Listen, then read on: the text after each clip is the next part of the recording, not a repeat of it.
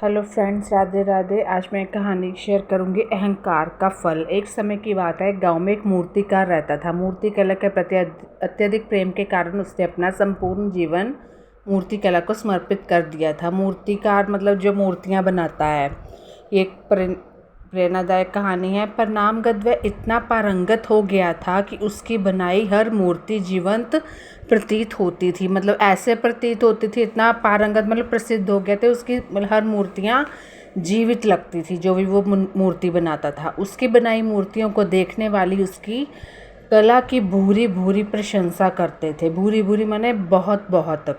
उसकी कला के चर्चे उसके गांव में ही नहीं, मतलब ये एक प्रेरणादायक कहानी है कि इस अहंकार का फल बल्कि दूर दूर के गांव और नगरों में होने लगे थे। ऐसी स्थिति में जैसे सामान्यत होता है, वैसा ही मूर्तिकार के साथ भी हुआ।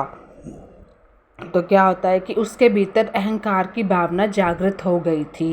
वह स्वयं को सर्वश्रेष्ठ मूर्तिकार मानने लगा। उम्र बढ़ने के साथ जब उसका अंत समय निकट आने लगा, कि होता है ना कि थोड़ा सा भाई मेरे से तो बढ़िया अच्छी चीज़ कोई बना ही नहीं सकता। जब अंत समय निकट आने लगा तो वह मृत्यु से बचने की युक्ति सोचने लगा, तरकीब सोचने लगा। वह किसी भी तरह स्वयं को यमदूत की दृष्टि से बचाना चाहता था। अब देखो, मृत्यु तो एक ऐसा सत्य है जिसको हम कोई भी नहीं टाल सकता, भगवान नहीं टाल सकते, ताकि वह उसके प्राण ना हर सके। अतः उससे एक युक्ति सूझ ही गई। उसने अपनी बेमिसाल मूर्ति कला का प्रदर्शन करते हुए 20 मूर्तियों का निर्माण किया। मतलब मूर्ति उसको आती थी तो ऐसा लगता था हूबहू जीवित थी। तो वह सभी मूर्तियां दिखने में हूबहू एक समान थी। निर्मित होने के पश्चात सभी मूर्तियां इतनी जीवंत प्रतीत होने लगी थी, मतलब इतनी ऐसा लगता था जीवित कोई खड़ा है, इंसान जीवित कोई मूर्ति खड़ी है, कि मूर्ति और मूर्तिकार में कोई अंतर ही ना रहा। मूर्तिकार उन मूर्तियों के मध्य जाकर बैठ गया। युक्ति अनुसार यमदूत का उसे उन मूर्तियों के मध्य पहचान पाना असंभव था। मतलब उसकी मूर्तियाँ ऐसी थी कि असली लगती थी, और खुद भी मृत्यु से बचने के लिए उन मूर्तियों में जाके बैठ जाता है। उसकी युक्ति कारगर भी सिद्ध हुई। जब यमदूत उसके प्राण हरने आया तो 20 एक सिरे की मूर्तियों को देख चकित रह गया। मतलब इतना हैरान हो गया ना। तो वह उन मूर्तियों में अंतर कर पाने में असमर्थ था, किंतु उसे ज्ञात था कि इन्हीं मूर्ति के मध्य मूर्तिकार छुपा बैठा है। वो इतना तो पता था, लेकिन वो उसे भावता कैसे, उसको पहचानता कैसे। मूर्तिकार के प्राण हरने के लिए उसकी पहचान आवश्यक थी, क्योंकि उसके प्राण ना हर पाने का अर्थ था कि प्रकृति के नियम के विरुद्ध जाना। मतलब जिसकी आई है उसकी तो जाएगी, लगेगी, इसका लिखा है जाना। मूर्तिकार के प्रकृति के समय के अनुसार मूर्तिकार अंत समय आ चुका था।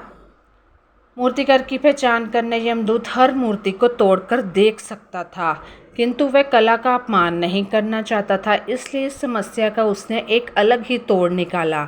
उसे मूर्तिकार के अहंकार का बोध था कि वो बहुत अहंकारी सा है। तो जब इंसान कोई अहंकारी होता है तो अगर उसके विषय में कोई बात करी जाए तो उसको बड़ा गुस्सा लगता है। तो यमदूत ने क्या किया, तो उसके अहंकार पर चोट करते हुए बोला, वास्तव में सब मूर्तियां कलात्मकता और सौंदर्य का अद्भुत संगम है। तारीफ तो कर दी, लेकिन साथ में अहंकार पर चोट, मतलब उसको ताना सा कहना। किंतु मूर्तिकार एक त्रुटि कर बैठा। यदि वो मेरे सम्मुख होता तो मैं उसे उस त्रुटि से अवगत करा पाता। ये यमदूत मूर्तियों को देख के बोल रहा है, क्योंकि उसको मूर्तिकार अहंकार का पता था। अपनी मूर्ति में त्रुटि की बात सुनकर वही अहंकारी मूर्तिकार का अहंकार जाग गया। उससे रहा नहीं गया और उसने झट से अपने स्थान से उठ बैठा। खुद ही मूर्खता कर ली, खुद उठ ही बैठा और यमदूत से बोला, त्रुटि असंभव। मेरी बनाई मूर्तियां सर्वदा त्रुटिहीन होती हैं। त्रुटि का मतलब है कि कोई नुक्स, कोई कमी, उसको त्रुटि बोलते, कोई कमी होना।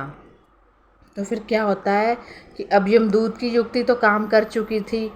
उसने क्या किया, मूर्तिकार को पकड़ लिया और बोला, बेजान मूर्तियां बोला नहीं करती, तेरे में तो जान है और तेरी वही जान मैं लेने आया हूँ। तो उसके बाद क्या होता है, जो यमदूत क्या करता है, और यमदूत कहता है कि तुम तो बोल पड़े, यही तुम्हारी त्रुटि है, तुम्हारी कमी है। अपने अहंकार पर तुम्हारा कोई बस नहीं है। यमदूत मूर्तिकार के प्राण हर यमलोक वापस चला गया। तो इससे हमें ये शिक्षा मिलती है कि अहंकार विनाश का कारण है, इसलिए अहंकार को कभी भी खुद पर हावी ना होने दें। अहंकार, क्रोध, लोभ वगैरह। उसके बाद वो कहता है कि ये सब सारी चीज़ें अनर्थ है। धन्यवाद। Bye bye. Good morning.